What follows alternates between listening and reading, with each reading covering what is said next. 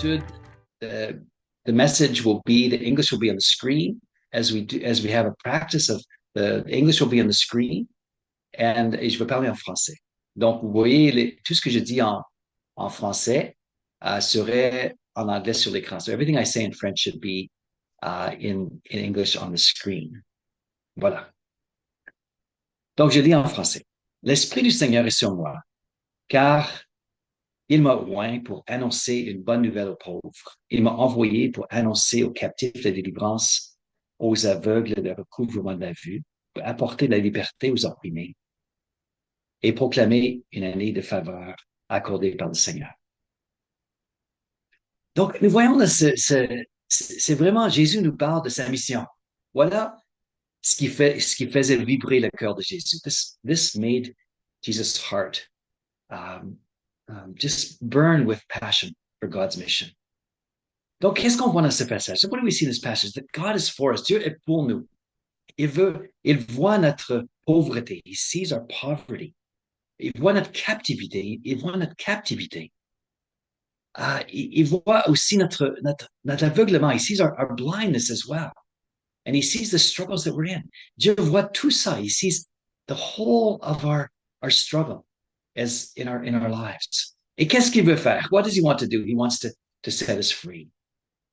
He wants to give us the year of God's favor. C'est une année de grâce du Seigneur. Une année de pardon, de restauration. Donc, Dieu nous a envoyé Jésus pour justement nous libérer. Il est notre libérateur, notre sauveur. Jesus sent Jesus to be our savior, our liberator. And we see it so clearly in this passage. Donc, on voit également en Matthieu chapitre 9, so we see in Matthew chapter 9 as well, cet appel qui vient aussi du Seigneur pour chacun de nous. So we see the call that resonates for each of us as well. Je lis en français. Jésus parcourait toutes les villes et les villages, enseignant dans les synagogues, prêchant la bonne nouvelle du royaume et guérissant toute maladie et toute infirmité. Voyant la foule, il fut ému de compassion pour elle, parce qu'elle était languissante et abattue, comme des brebis qui n'ont point de berger. Alors il dit à ses disciples, la moisson est grande, mais il y a peu d'ouvriers. Alors il dit à ses disciples, priez donc le maître de la moisson d'envoyer des ouvriers dans sa moisson. Donc, il nous appelle, il nous invite à devenir des co-ouvriers avec lui. So he invites us to be co-workers with him in this harvest. Donc, revenons à chapitre 4 également de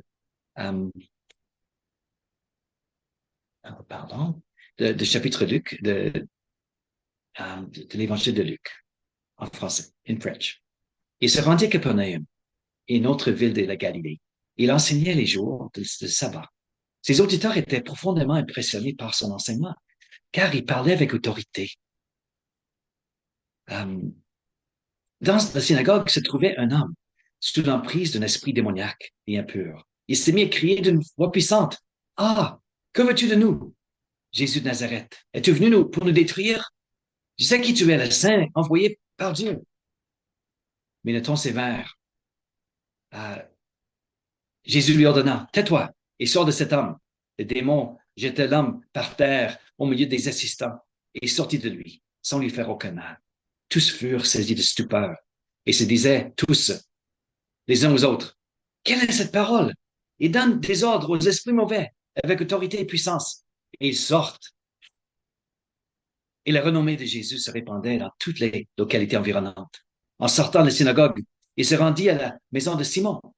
Or, la belle-mère de Simon souffrait d'une forte fièvre. Alors, on demanda à Jésus de faire quelque chose pour elle. Il se pencha sur elle, donna un ordre à la fièvre, et la fièvre la quitta. Alors, elle se leva immédiatement et se mit à les servir. Au coucher de soleil, tous ceux qui avaient chez eux des malades atteints des maux, les plus divers les amenèrent à Jésus. Il posait ses mains sur chacun d'eux et les guérit. Les démons sortaient aussi de beaucoup d'entre eux en criant, « Tu es le Fils de Dieu. » Mais Jésus les reprenait sévèrement pour les faire taire, car il savait qu'il était le Messie. Dès qu'il fit jour, Jésus sortit de la maison, se rendit dans un lieu désert. Les foules se mirent à sa recherche et, après l'avoir rejoint, voulurent le retenir pour qu'il ne les quitte pas. Mais il leur dit, je dois annoncer la bonne nouvelle du royaume de Dieu aux autres villes, car c'est pour cela que Dieu m'a envoyé. Il prêchait dans les synagogues de la Judée. Il prêchait dans les synagogues de la Judée. Donc, nous voyons ici Jésus en mission, n'est-ce pas? We see Jesus on mission. Il est en train de libérer les captifs. He's freeing the captives. Il est en train de, de parler de la vérité de Dieu. He's speaking God's truth to the people.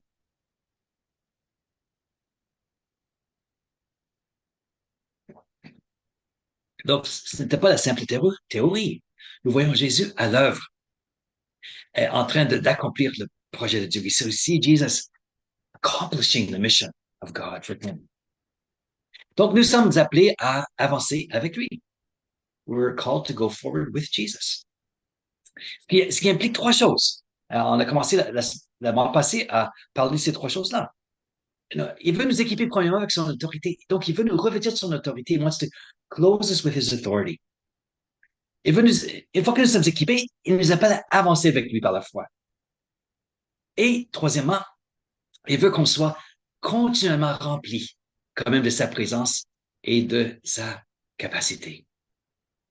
Donc, on a besoin de ces trois choses si nous voulons avancer dans les projets de Dieu. Donc, on a vu justement le mois passé que c'est quoi l'autorité divine? What is this authority that Jesus gives us? On veut que ça comprend trois choses. Ça comprend une nouvelle identité en Christ. Nous sommes maintenant appelés par lui, choisis par lui. We're called and chosen by him. In Christ, we're in Christ. Nous sommes en Christ. Nous avons une nouvelle capacité. Nous pouvons tirer toutes nos forces du Saint-Esprit. Et nous avons également une nouvelle connaissance. Nous avons la parole de Dieu qui nous a confiée, qui peut prendre sa demeure dans nos cœurs. Donc, nous avons ces richesses. Donc, tout ce que nous voyons dans Jésus-Christ, il veut nous confier ça par son esprit. So, the things we see in Christ, he wants to give them to us by his Spirit. Donc, ça, c'est la première chose qu'on voit. Il veut nous équiper de son autorité. He wants to equip us with his authority. Donc, une fois que nous sommes équipés de son autorité, once we're filled with his authority, il faut avancer maintenant en mission avec Jésus. We need to go forward on mission with Christ. Et la première appel sur nous, c'est justement de surmonter, de confronter l'ignorance avec l'enseignement, de libérer les gens au nom de Jésus, deuxième chose, comme on va voir ce matin, et consoler les souffrants avec la touche de guérison. Donc, tout comme Jésus, exactement like Jesus, nous sommes appelés à avancer avec lui maintenant dans sa mission. Donc, premièrement, on va surmonter, on va confronter l'ignorance avec l'enseignement. Donc, on voit que ça faisait partie de la mission de Jésus. Nous voyons tout de suite, même dans le passage ici, que nous voyons devant nous. Je lis en français, I'm reading in French. Il se rendait à Capernaum, une autre ville de Galilée, et il enseignait les jours de sabbat. Ses auditeurs étaient profondément impressionnés par son enseignement, car il parlait avec autorité. Donc, on voit que justement la stratégie de Jésus était une stratégie de se servir du sabbat et justement de l'enseignement de la Bible pour faire connaître son message. Donc, il se servait du sabbat pour faire son enseignement. Et la synagogue, justement. Donc, on voit que l'apôtre Paul, par exemple, quand lui, il faisait de l'enseignement, n'est-ce pas? Il s'inspirait aussi des places publiques pour faire de l'enseignement. Donc, Paul also used the public places of discourse. Donc, nous voyons Paul à Athènes, par exemple, à l'Aréopage, il faisait de l'enseignement. Il se servait d'une structure déjà sur place. He used something that was already in place culturally and socially pour faire connaître son message, to make his message known. Donc, aujourd'hui, c'est quoi? Quelles sont les plateformes qui sont disponibles pour nous aujourd'hui? Nous avons beaucoup de plateformes, n'est-ce pas? On peut publier des livres, we can publish books, mais nous avons maintenant ce qu'on appelle les médias sociaux. Nous avons ce qu'on appelle les podcasts, les YouTube, le Substack. Il y a des plateformes qui sont là disponibles pour nous pour faire connaître notre message. So we have these ability now to make our message known. Je ne sais pas si vous connaissez en français, je vais vous parler de quelque chose en anglais aussi, mais en français, nous avons Samuel Plante et je vous encourage de trouver ces enseignements, ces vidéos. C'est très bien fait. Donc, je vous parle en français maintenant, ça existe en français. Et c'est un Québécois et franchement, là, il communique les vérités bibliques avec humour, avec clarté, avec un appui visuel. C'est vraiment extraordinaire. Donc, Samuel Plante, he has this beautiful ministry of teaching, of communicating the Word of God. Puis il a des milliers et des milliers de visionnements de ses vidéos. He has thousands and thousands of Québécois et francophones de partout dans le monde qui regardent ses vidéos. So what's one in English? One in English is that I recommend to you is Speak Life. I'll just tell you about it in English because this is an English platform. He's a British man, and he really cares about communicating the gospel in a very powerful, creative way in English. And so we see here what he says: good news is for sharing, and Speak Life exists to share the good news of Jesus Christ. We want to see both church and world re-evangelized through captivating Christ-centered proclamation. Et je vous dis, hein, il y a des milliers et des milliers, there's thousands and thousands of people who are finding Christ through these platforms. Il y a des milliers de personnes qui découvrent Christ à travers ces plateformes. Oui, il y a un côté négatif avec les médias sociaux, n'est-ce pas? There's some negative things in the social media, mais il y a aussi un avantage. L'évangile est en train d'être proclamé de façon incroyable. The gospel is being proclaimed in powerful ways through these platforms. On peut dire Amen et remercier le Seigneur pour tout ça. Let's be thankful for these many ways that God is making his word known. Donc, il faut surmonter l'ignorance avec l'enseignement. Donc, c'est vraiment intéressant, mais Aristote même, donc, nous avons tous entendu parler d'Aristote, mais il disait, pour que le message soit convaincant, persuasive, ça prend trois choses. Et, premièrement, il dit, c'est le caractère de celui qui parle. Il faut que notre vie résonne avec notre message. Our life has to resonate with our words. Donc, si je prêche le message de l'amour de Jésus, mais je n'aime pas celui à qui je parle, il y a un gros problème. So when I preach the love of Jesus, but I don't love the person I'm speaking to, there's a huge problem. Mais donc, il faut que notre caractère résonne avec notre message. Puis, on appelle ça l'éthos du message, the ethos of the message. La deuxième chose importante, c'est la réceptivité de l'auditoire. Et on appelle ça le pathos, le pathos. Donc, nous ne pouvons pas contrôler la réceptivité de l'auditoire. We can't control how receptive the audience is. Mais qu'est-ce que nous pouvons faire? Nous pouvons prier. Nous pouvons prier que le cœur soit préparé pour notre message.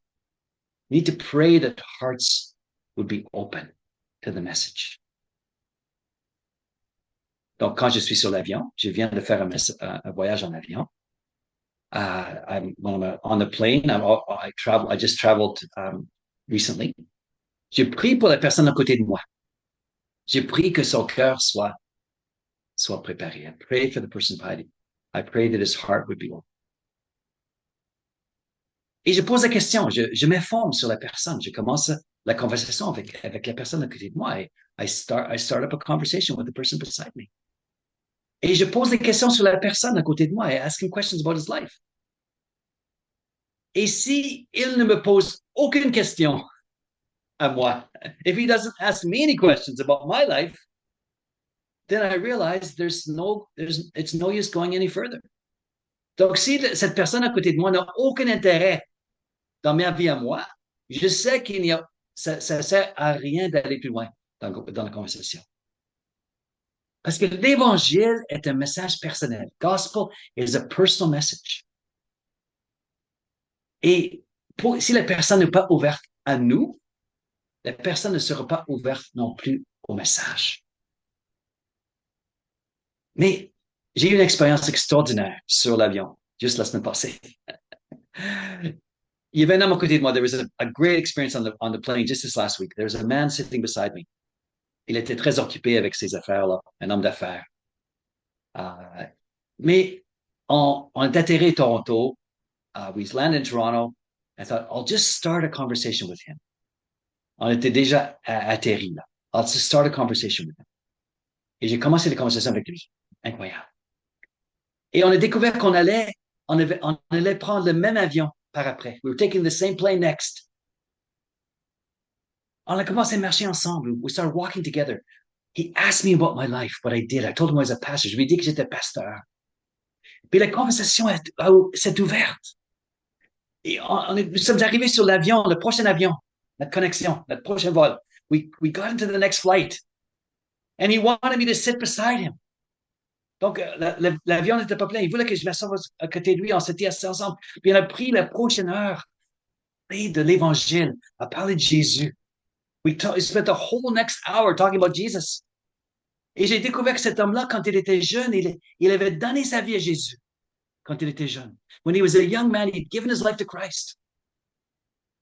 Et j'étais là en train d'appeler cet homme-là à la repentance, à renouveler sa vision, à renouveler sa marche avec Dieu. I was calling him to give his life to Jesus.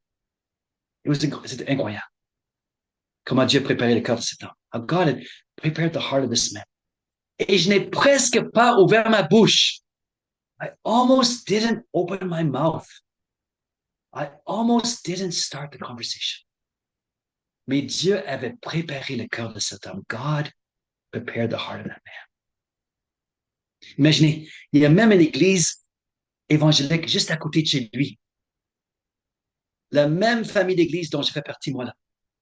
There's Alliance Church, une église d'Alliance, à côté de lui, là, là où il habite, dans la ville où il habite. Et vraiment incroyable. Mais on voit que la personne était prête, préparée par Dieu. So, the frame of mind of the audience. Et la troisième chose importante pour la communication efficace, c'est mon argument, c'est le discours, mon discours à moi.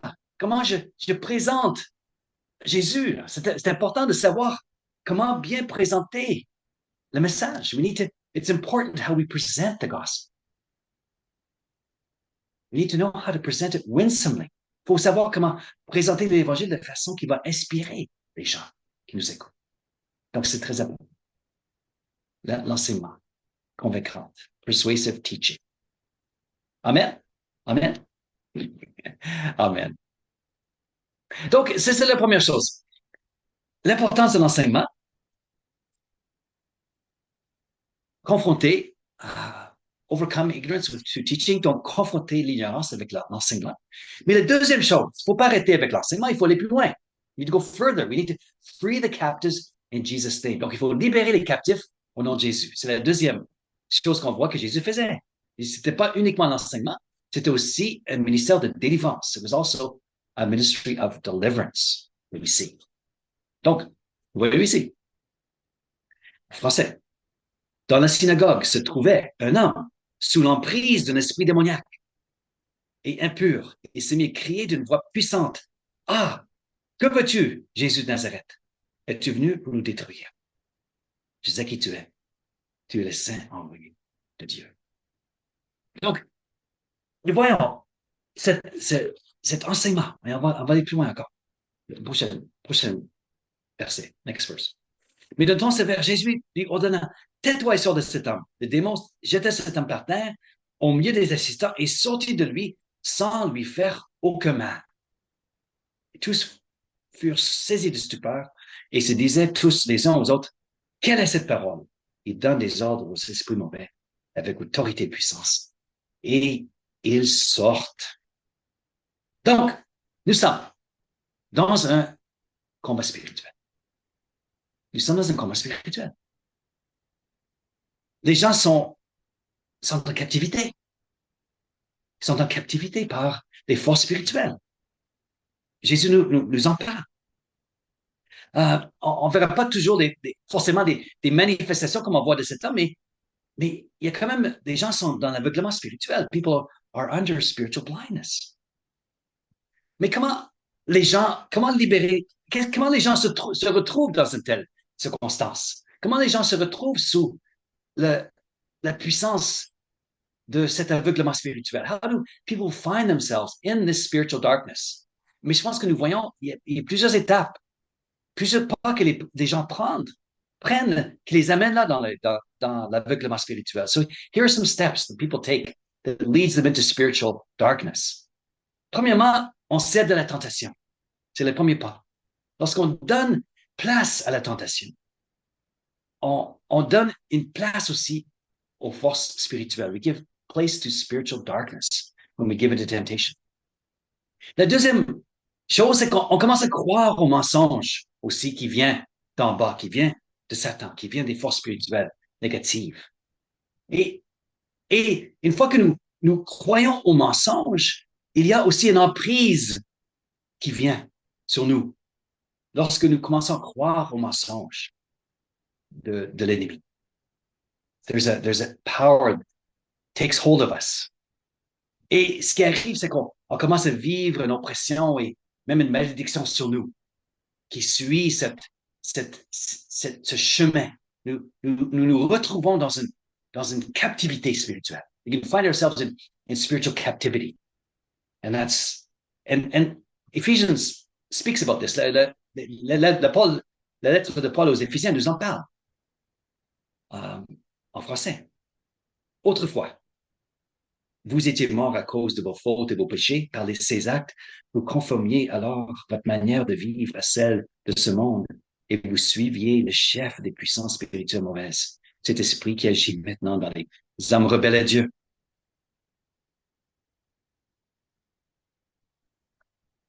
Donc, quand nous sommes rebelles, l'apôtre Paul nous dit ici, qu'est-ce qui arrive?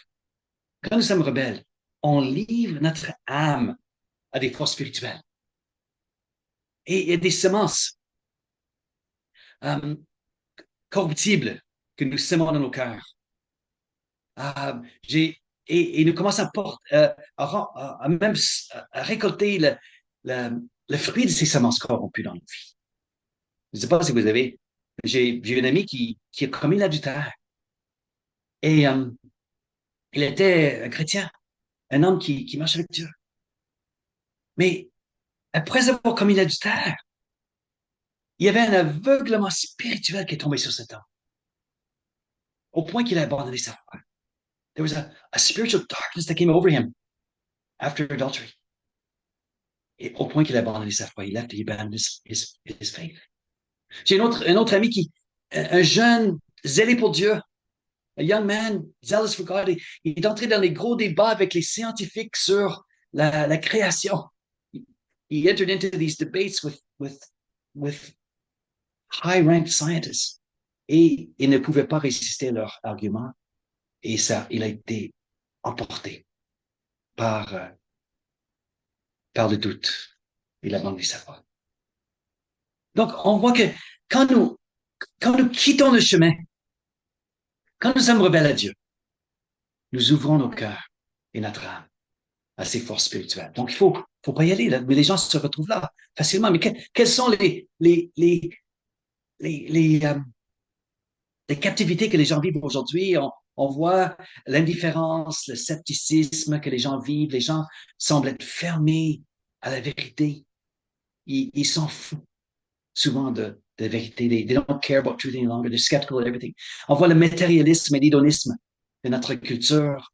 Nous voyons comment les gens sont distraits, sont stimulés par les médias sociaux, par la pornographie, tout ça. Là, les gens sont captifs de différentes choses, they're captive to so many distractions. Nous voyons le narcissisme, l'homme tourné vers lui-même, man turned into himself. Nous voyons les gens s'ennuient. Il y a le je m'en foutisme, on parle en français. Les gens s'en foutent, là. They don't care any longer. Des choses importantes. Mais comment amener les gens et la liberté. Les gens ont besoin d'être libérés. People need freedom from these things. Et voici le chemin que Jésus trace pour nous. Il faut trouver Jésus, sa personne et sa présence. Le démoniaque, dans la présence de Jésus, il a été libéré, n'est-ce pas?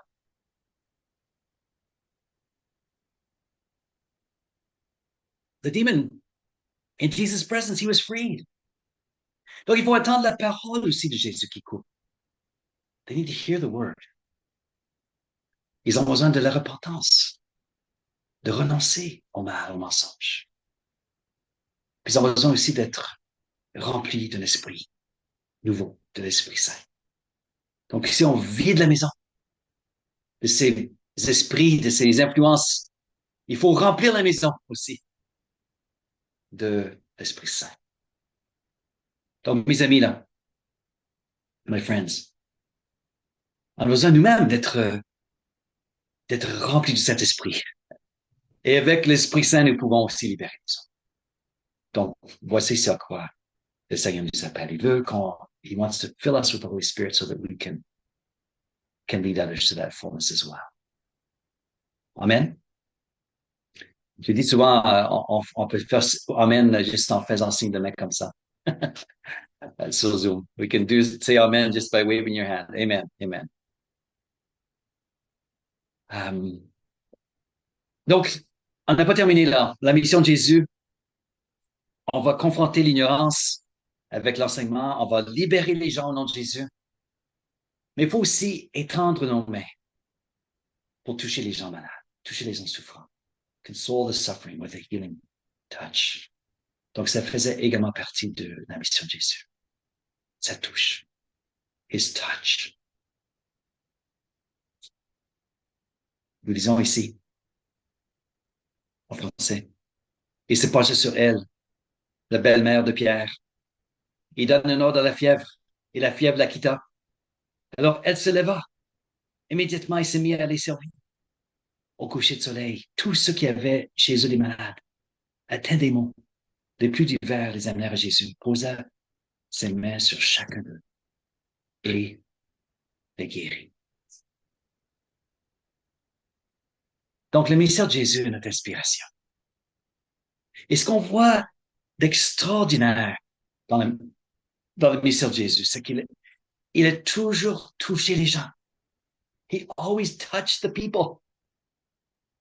Ça aurait été beaucoup plus efficace de faire une prière massive, n'est-ce pas? De guérir tout le monde là, avec une prière. It would have been much more efficient just to pray one prayer and heal everybody. Mais Jésus n'a jamais guéri comme ça.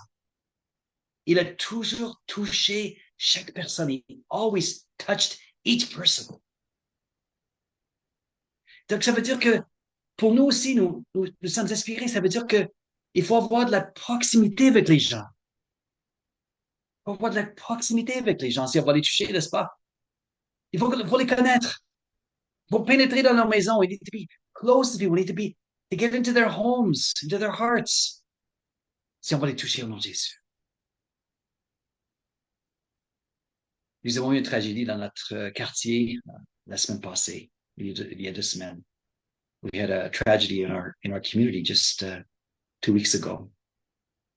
One of my neighbors, 55-year-old man, traveled with his 2 adult sons to Mexico. Donc, un de mes voisins, un homme de 55 ans, a voyagé avec ses 2 fils adultes, 24 ans, 25 ans au Mexique. Et le père s'est noyé dans l'océan. Quelle tragédie. Mais Laure et moi, nous sommes allés voir nos voisins. Et le beau-frère habite aussi dans le quartier. His brother-in-law is also in the community. J'ai pris cet homme-là dans mes bras. J'ai pleuré avec lui. I took him in my arms and I wept with him. Mais je suis content que j'ai pu développer cette relation avec lui afin de pouvoir le prendre dans mes bras. Et pour le ministère de Jésus, if we're going to follow Jesus, il faut avoir cette proximité avec les gens. so that when they're suffering, we can take them in our arms in Jesus' name. Donc, il faut avoir cette proximité. Il faut aussi que leur souffrance nous touche. Il faut que leur peine nous touche, n'est-ce pas? Et en dernier lieu, il faut avoir le courage aussi de franchir la distance entre nous. Et voilà, voilà ce que ça veut dire être en mission avec Jésus. Il faut avoir cette proximité avec les gens. We need to draw close to people so that we can touch them in Jesus' name.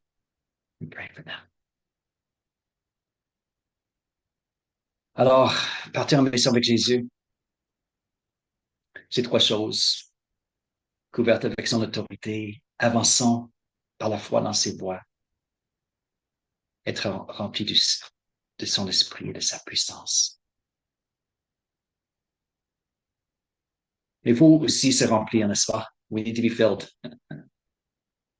Et le dernier verset pour nous aujourd'hui,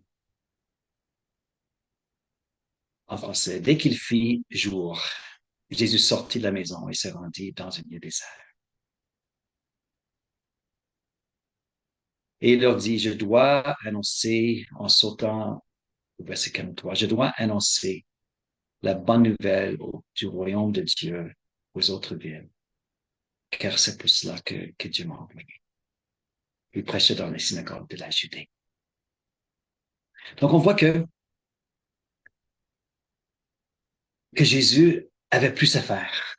They wanted to keep him in Galilee, n'est-ce pas? Ils voulaient le garder justement dans la Galilée. Mais Jésus dit, j'ai d'autres, Dieu m'appelle à aller plus loin. Dieu a d'autres choses pour nous, pour moi. God has something more for me. I've got to follow him into what's next. Je dois le suivre pour ce qu'il a en réserve pour moi. Et il a besoin justement d'être rempli de cette sagesse, d'être rempli de cette connaissance-là. Qu'est-ce que Dieu a pour moi? Puis dans ce moment de prière, il a découvert ce que Dieu voulait pour lui. In his time of prayer, he found out what God wanted for him. Et nous sommes dans un temps d'écoute, n'est-ce pas? We're in a time of listening. Dieu nous a choisis. Dieu nous appelle comme Église aussi. Mais what's next for us? Donc, quel est le prochain pas pour nous? Quel est le travail auquel il nous appelle comme Église? What is he calling us to do next? Et tout comme Jésus a reçu de son Père ses ordres, il a reçu de son Père son plan. He received from his Father his next steps. Dieu veut aussi nous montrer quels sont les prochains pas. Amen.